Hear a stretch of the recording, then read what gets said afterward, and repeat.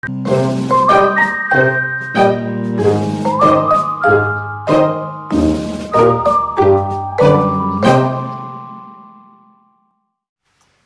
baik, kami dari kelompok 4 akan mempresentasikan hasil diskusi kami yang berjudul tentang anti-epilepsi, di mana saya akan menjelaskan tentang mekanisme kerja obat antikonvulsan yang dapat dibagi dalam 3 kategori.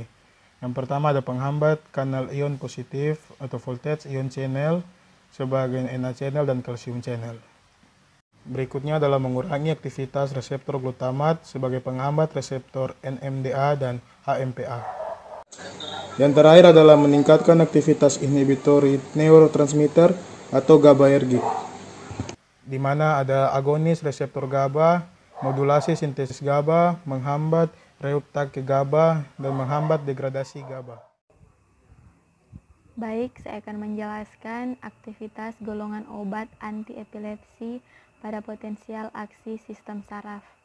Dalam grafik terdapat 3 golongan obat. Yang pertama ada natrium channel, GABA agonis, kalsium channel openers. Nah, dari ketiga golongan obat ini dapat dilihat grafiknya naik dan turun. Itu artinya diberikan obat anti-epilepsi supaya menghilangkan kejang dan menyembuhkan dalam 1 menit. Nah, dalam 1 menit dapat memberikan hasil yang tinggi atau meningkat di puncak itu. Dalam 1 menit juga terapinya dapat bereaksi. Tapi pada menit kedua langsung berhenti.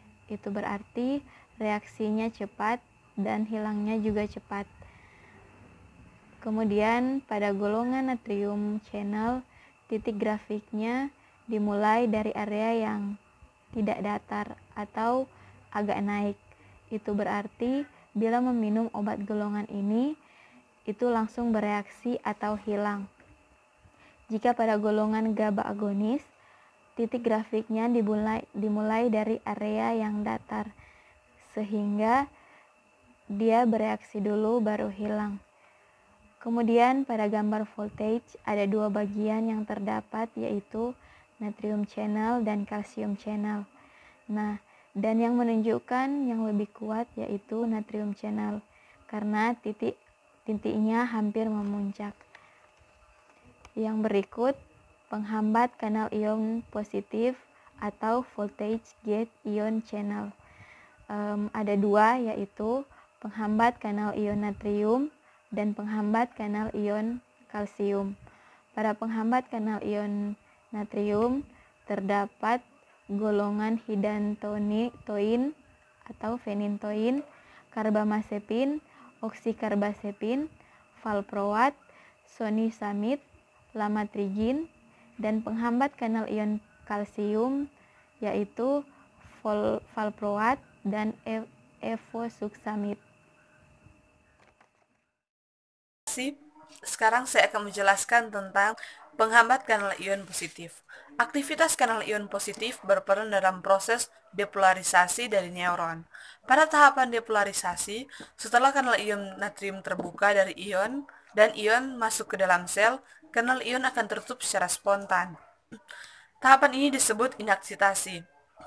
Obat anti-epilepsi yang bekerja pada kanal ion natrium menyebabkan perpanjangan waktu inaksitasi dari kanal ion sehingga mengurangi kemampuan neuron untuk tereksitasi. Sekarang saya akan menjelaskan tentang anti-epilepsi yang bekerja pada sistem GABA. GABA yaitu gamma aminobutyric acid, merupakan salah satu inhibitor neurotransmitter. Reseptor GABA merupakan kanal ion klorida yang akan teraktivasi jika ada neurotransmitter yang mengaktifkan reseptor ligand gate ion channel. Ion klorida masuk ke dalam sel, hiperpolarisasi dari neuron. Yang berikutnya yaitu biosintesis, pelepasan, dan degradasi GABA atau gamma aminobutyric acid di SSP atau sistem saraf pusat. Yang pertama, GABA disintesis dari aminoglutamin pada presinaps, kemudian dilepaskan ke sinaps untuk mengaktifkan reseptor. Berikutnya, GABA yang dilepaskan dari reseptor atau ikatan reseptor reversibel kemudian akan diangkut kembali ke presinaps atau reuptake oleh protein yang disebut GABA transporter atau GAT. Selanjutnya, di presinaps, GABA akan didegradasi oleh enzim GABA transaminase atau GABA-T menjadi succinate, kemudian siklus Krebs, dan selanjutnya glutamat, dan yang terakhir itu menjadi GABA. Berikutnya yaitu antiepilepsi yang bekerja pada sistem GABA. Nah, obat-obat antiepilepsi yang bekerja pada sistem GABA merupakan obat-obat yang meningkatkan aktivitas penghambatan dari neuron ini, atau inhibitory neuron transmitter. Dengan cara yang pertama, meningkatkan aktivitas dari reseptor GABA atau agonis. Yang kedua, memodulasi atau meningkatkan sintesis dari GABA. Yang ketiga, menghambat reuptake GABA di sinaps. Dan yang terakhir, menghambat degradasi GABA di presinaps. Selanjutnya yaitu agonis reseptor GABA. Di sini ada benzodiazepin. Benzodiazepin ini merupakan agonis allosterik dari GABA. Pengikatan benzodiazepin pada reseptor GABA akan menyebabkan ion klorida masuk ke dalam sel, lalu kemudian menjadi hiperpolarisasi. Benzodiazepin dapat digunakan untuk terapi epilepsi atau status epileptikus pada anak-anak di bawah 5 tahun.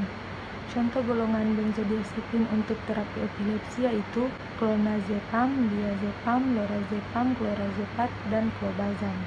Nah, selanjutnya barbiturat. Barbiturat ini sama seperti benzodiazepin, yaitu merupakan agonis allosterik dari GABA. Mekanisme aksinya pada reseptor GABA yaitu sama seperti benzodiazepin, yaitu kanal ion klorida masuk dalam sel kemudian menjadi hiperpolarisasi. Contoh golongan dari barbiturat untuk terapi epilepsi ini yaitu fenobarbital. Nah, baik, saya akan menjelaskan tentang antiepilepsi yang bekerja pada sistem GABA. Nah, GABA ini adalah neurotransmitter inhibitor atau dia dapat menghambat penghantaran impuls ke saraf. Nah, ada contoh asam glutamid. Asam glutamid ini dia dengan pemberian gabapentin. Nah, gabapentin ini dia adalah obat untuk meredakan kejang pada jantung. Nah, gabapentin ini juga dia dapat meningkatkan jumlah dari prekursor GABA yaitu glutamin menjadi lebih banyak neurotransmitter GABA yang dihasilkan dan dilepaskan ke sinaps. Nah, sinaps ini adalah titik temu antara kedua neuron. Nah, dari pemberian gabapentin ini, asam glutamid ini dia berubah menjadi asam glutamik dekarboksilase. Nah, asam glutamik dekarboksilase ini dia berubah menjadi GABA transmilase. Nah, GABA transmilase ini dengan pemberian obat vigabatrin. Obat vigabatrin ini dia diindikasi untuk perawatan kejang otak singkat. Nah, vigabatrin ini juga dia dapat menghambat enzim yang berfungsi untuk mendegradasi GABA, yaitu enzim GABA transmilase. Penghantaran atau penghambatan enzim ini akan meningkatkan jumlah GABA yang di otak. Nah, dan juga dia dapat meningkatkan transmisi dari sistem GABA. Nah, dari pemberian vigabatrin ini, GABA transmilase ini dia akan menjadi suksinat semialdehid. Nah, suksinat semialdehid ini dia dioksidasi dan menjadi asam suksinat. Ya, perkenalkan nama saya Kristo Togelang dengan NIM 171011050089. Pada saat ini saya akan melanjutkan penjelasan mengenai antiepilepsi yang bekerja pada sistem GABA. Tadi teman saya sudah menjelaskan tentang 2 antiepilepsi yang bekerja pada sistem GABA. Di antaranya ada gabapentin dan vigabatrin. Pada saat ini saya akan menjelaskan tentang tiagabin. Nah, tiagabin ini merupakan antiepilepsi yang bekerja dengan menghambat ambilan kembali atau reuptake dari GABA ke presinaps. Nah, penghambatan reuptake GABA ini terjadi melalui pengikatan tiagabin pada protein transporter yang mengangkut GABA yaitu GAT atau GABA transporter sehingga memperpanjang waktu GABA berada di sinaps. Selanjutnya saya akan menjelaskan tentang antiepilepsi yang bekerja pada reseptor glutamat. Nah, untuk reseptor glutamat ini ada dua, yaitu NMDA dan AMPA. Keduanya ini merupakan ligand gate ion channel untuk ion Na+. Nah, antiepilepsi yang bekerja menghambat reseptor glutamat diantaranya ada felbamat dan topiramat. Nah, untuk felbamat sendiri dia menghambat reseptor NMDA, dan untuk topiramat sendiri dia menghambat reseptor AMPA. Nah, topiramat juga memiliki aktivitas penghambatan terhadap voltage gate ion channel Na+ dan mengaktifasikan ion K+ sehingga terbentuk hiperpolarisasi dan meningkatkan aktivitas dari reseptor GABA di posinaps. Saya akan menjelaskan patofisiologi secara singkat dari epilepsi dan golongan obatnya. Nah, tadi telah dijelaskan bahwa adanya antiepilepsi terhadap sistem GABA maupun glutamat karena keduanya itu merupakan neurotransmitter yang terjadi pada epilepsi. Nah, yang pertama saya akan jelaskan tentang GABA. Nah, GABA itu berada pada inhibitori neuron, sehingga disebut sebagai patofisiologi dengan mekanisme inhibisi. Nah, GABA ini akan berikatan dengan reseptor. Nah, di dalam GABA reseptor terdapat Cl-. Nah, sehingga sewaktu GABA berikatan dengan GABA reseptor, Cl- tersebut akan masuk ke dalam neuron, dan neuron bermuatan negatif. Sehingga fungsi dari calcium channel blocker ini, dia akan menetralkan terhadap epilepsi yang terjadi, sehingga terjadilah normal dan kejang tidak terjadi. Nah, biasanya obat yang diberikan yaitu asam valproate atau etoximide. Kedua yaitu neurotransmitter epilepsi glutamat. Nah, glutamat ini berada pada neuron ekstatori dan atau disebut juga patofisiologi mekanisme ekstasi. Nah, diberikanlah golongan natrium channel blocker. Nah, pemberian natrium channel blocker ada dua, ada sebelum glutamat dikeluarkan dari neuron dan ada setelah glutamat dan glutamat reseptor bereaksi. Yang pertama itu yaitu natrium channel blocker bereaksi dengan glutamat. Nah, setelah glutamat keluar dari neuron dan bereaksi dengan glutamat reseptor, tidak terjadi epilepsi. Yang kedua yaitu glutamat keluar dari neuron dan bereaksi dengan glutamat reseptor. Nah, glutamat reseptor ini ada dua subbagian, yaitu ada yang non-NMDA, itu akan membuat neurotransmisi ekstasi ini tipe cepat atau EPSP.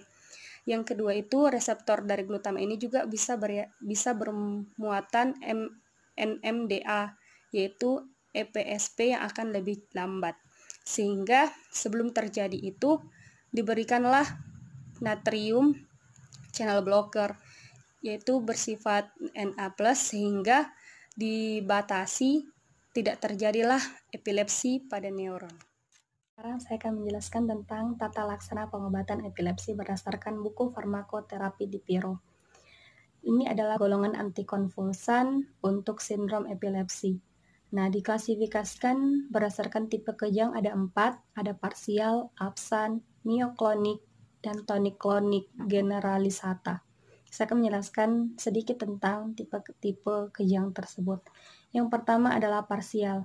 Nah, parsial ini ada dua macam atau dua jenis. Ya, dia ada parsial sederhana, yaitu tidak terjadi kehilangan kesadaran, dan parsial kompleks disertai dengan kehilangnya kesadaran. Nah, obat pilihan yang pertama diberikan adalah carbamazepine. Itu adalah golongan antikonvulsan sebagai agonis reseptor GABA, derivat iminostilben yang berhubungan trisiklik dengan antidepresan. Dosis inisial yang diberikan yaitu 100 mg 2 kali sehari. Obat pilihan yang kedua yaitu natrium valproate. Dia adalah sebagai agonis reseptor GABA untuk menurunkan impuls saraf. Nah, dosis inisial yang diberikan 750 sampai 3000 mg per hari 2 sampai 3 kali. Yang ketiga adalah phenytoin. Nah, phenytoin ini juga obat golongan antikonvulsan dan biasanya bentuk sediaannya itu adalah obat oral, diberikan kapsul, dan biasanya suntikan diberikan intravena. Dosis inisialnya untuk oral, dia 1000 mg 2-4 kali per hari. Nah, kalau intravena, dia 1000 sampai 1500 mg. Nah, obat pilihan yang ketiga yaitu lamotrigin. Lamotrigin ini biasanya dia diberikan sebagai monoterapi, bahkan juga sebagai terapi tambahan. Nah, biasanya untuk kejang parsial maupun kejang umum. Dosis inisial yang diberikan yaitu 25 mg 2 kali sehari. Nah, untuk yang kedua, tipe kejang kedua yaitu absan. Absan ini adalah kejang epilepsi yang termasuk kejang umum atau generalized seizures. Itu disebut juga sebagai petit mal. Terjadi kehilangan kesadaran dalam waktu singkat dan terjadi tanpa adanya tanda-tanda. Nah, absan ini ada dua jenis, ada absan tipikal dan atipikal. Absan tipikal ini yaitu tiba-tiba datang dan bertahan dia 10-30 detik dan berakhirnya tanpa adanya komplikasi. Nah, kalau atipikal, dia itu mirip seperti tipikal tapi dia adanya serangan dulu secara perlahan dan lama waktunya itu dalam hitungan menit. Obat pilihan yang pertama diberikan untuk absan yaitu etosuximid. Nah, etosuximid ini dia disebut juga sebagai zarantik. Dia untuk menyembuhkan kejang dan golongan antikonvulsan. Dosis inisial yang diberikan yaitu 15 mg per kilogram per hari. Bisa juga dinaikkan sampai 25 mg per hari. Yang kedua, obat pilihan kedua yaitu natrium valproat, sama seperti tipe kejang parsial dengan dosis yang sama, yaitu 750 sampai 3000 mg per hari 2-3 kali. Yang ketiga, lamotrigin, sama seperti tipe kejang parsial, diberikan 25 mg 2-2 kali per hari. Tipe kejang yang ketiga yaitu miklonik. Nah, miklonik ini adalah dia kejang yang bersifat sporadik pada kedua tubuh, terjadi sebagai gerakan tiba-tiba atau kejang secara tiba-tiba dan dia bersifat singkat, biasanya dari lengan atau kaki. Nah, mioklinik ini diberikan obat pilihan yang pertama yaitu natrium valproat dengan dosis yang sama seperti tipe kejang parsial maupun absan. Obat pilihan yang kedua yaitu lamotrigin. Nah, dosis inisialnya sama yaitu 25 mg 2 kali sehari.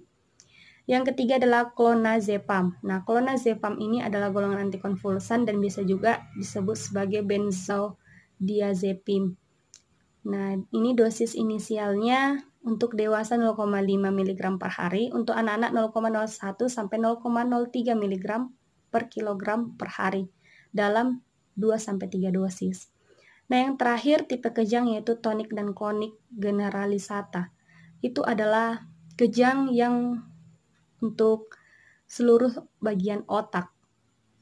Dan biasanya ini adalah kejang yang paling sering terjadi oleh epilepsi. Dan obat pilihan yang pertama diberikan adalah natrium valproat. Dosis inisialnya sama 750 sampai 3000 mg per hari 2-3 kali. Yang kedua adalah lamotrigin, sama juga dosis inisialnya 25 mg 2 kali sehari. Yang ketiga adalah phenytoin. Untuk dosis inisialnya sama obat oral 1000 itu 2-4 kali per hari dan intravena 1000 sampai 1500 mg. Yang terakhir untuk obat pilihan tonik ini yaitu carbamazepine, yaitu dosis inisialnya 100 mg sehari 2 kali sehari.